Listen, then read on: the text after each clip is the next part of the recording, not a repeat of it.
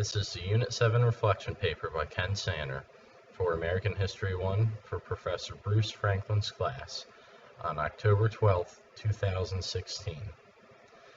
Patrick Henry is one of the United States of America's founding fathers, one of the great statesmen and orators of our time, one of the greatest and strongest defenders of the ideals of liberty and freedom this republic has ever seen, and is all too often forgotten or overlooked. For many people, Patrick Henry is just a name, a notation in a history book, or a few lines in a paper about the birth and unification of our nation. In reality, Patrick Henry played a key role in the instigation of the Revolutionary War, was a key member of the Continental Congress, played a part in the Revolutionary War itself, and was an outspoken opponent of the adoption of the Constitution, and perhaps most importantly, he was a major reason we have the Bill of Rights. Patrick Henry should be, and is by some, remembered as a hero of the liberty movement and a great patriot. The Stamp Act of 1765 was a response by the British Crown to the costs endured by the British Empire during the 7 Years' War.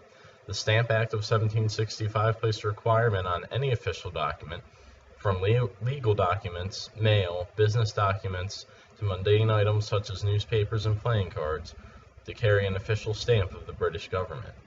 This was seen by many as an intrusion of the British government into the lives of private citizens, a complete overreach of power, and unfair as British citizens were not taxed in the same manner. Additionally, the citizens of the colonies had no input into the Stamp Act and felt completely unrepresented. Patrick Henry was one of the leading opponents in the American colonies in reference to the Stamp Act of 1765, according to Unger. The Stamp Act set off a thought process among people of the American colonies which could not be stopped. Ideas of liberty, freedom, and revolution, ideas which were fostered by men such as Patrick Henry. In a fiery speech in the House of Burgess as a newly elected representative in Virginia, Patrick Henry began to openly criticize the British Parliament and King George himself, Unger 2010. Henry was met with screams of treason by members of Virginia's House of Burgess, to which Mr. Henry famously replied, "If this be treason, make the most of it," Unger 2010. Attitudes such as this set the tone which allowed the American Revolution to take place. Though what would follow was a costly and long war, the ideals of men such as Patrick Henry would be a continuing source of inspiration for those seeking liberty. Patrick Henry's inspirational activities prior to the American Revolution were not limited to one speech in 1765. One of Patrick Henry's most famous speeches also occurred in the Virginia House of Burgess in 1775, Unger 2010. The question raised to the Virginia legislature was that of should the colony raise an army, essentially should Virginia join in arms in the American Revolution, Unger 2010. This was a question of serious discussion among the assembled representatives. However, like the true leader, orator, and defender of liberty that he was, Patrick Henry stood in a rousing moment and convinced members of the assembly to support the revolution, saying, "Give me liberty or give me death," Unger 2010. Since 1775, this has remained a memorable rallying cry for the American Revolution and therefore the cause of liberty. Many people remember Patrick Henry only in the context of the events leading to the Revolutionary War. However, he looms over American history as a much larger and more influential figure. The least that can be said of Patrick Henry during the American Revolution is that he was the wartime governor of the largest state in the nation, Virginia, Cray 2012. Using his position as governor, he rallied the state to provide funding and troops to the American Revolution, without a doubt making a difference in the war effort, Cray 2012. Furthermore, before and during the war, Henry was an avid supporter of General George Washington, even riding alongside him to the Continental Congress on more than one occasion, Cray 2012. After the Revolutionary War, Patrick Henry continued to be an influential person in the political sphere and should be remembered by those today as a champion of liberty for his positions. The United States, after the Revolutionary War, was governed by a form of government known as Articles of Confederation. It did not take long for the flaws in the Article of Confederation to become apparent. The inability to levy taxes meant that there was not federal funding for army, and quickly threats, both foreign and domestic, began to appear.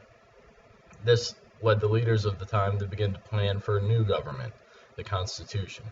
The Constitution would lead Patrick Henry on a new crusade of liberty, and eventually lead to one of the defining elements of the government of the United States. As the Constitutional Convention was convened, Patrick Henry was offered a place in the proceedings but declined, Unger 2010. Famously, when asked about his opinion about forming a new government, he declared, "I smell a rat," and refused to entertain the idea of a need for a new government, Cray 2012. Henry was an outspoken opponent of the new Constitution and a prominent leader of the Anti-Federalists, the political group which opposed the Constitution, Cray 2012. Patrick Henry forcefully argued that the sole role of the federal government was to defend against military threats and continue to argue heavily against the Constitution to the Virginia State Legislature, though he was not a member of the Constitutional Convention, Unger 2010. Henry had serious concerns that both Congress and the President would eventually end up with seemingly limitless power under the new Constitution, leading to a return of tyranny as was seen with the British, Unger 2010. During this time, Patrick Henry remained a respected person by his peers, including those who founded the nation and framed the Constitution.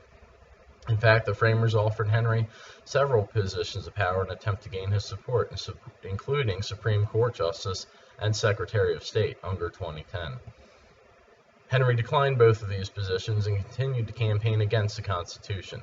This moral fortitude reflects his deserving position as an ethical role model for those who seek to further the cause of liberty.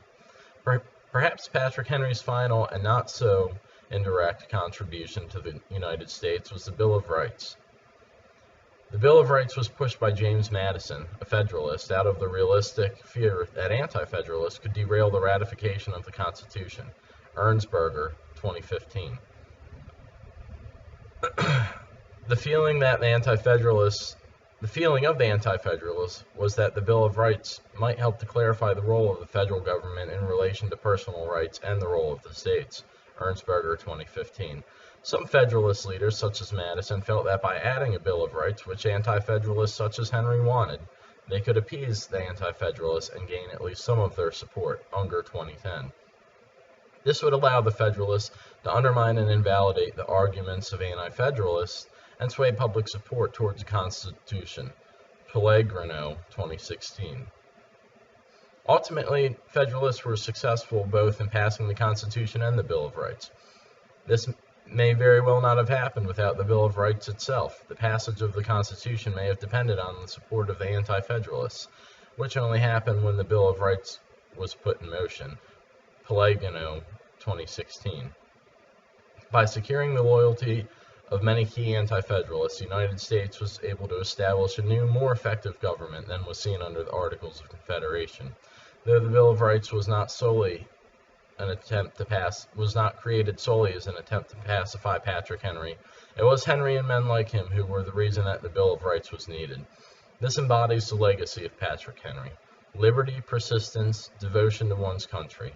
Patrick Henry should be remembered by all as an American hero, a statesman, and a true believer in the ideals of freedom. He encompasses what it means to be an American, and is a role model we should all strive to emulate.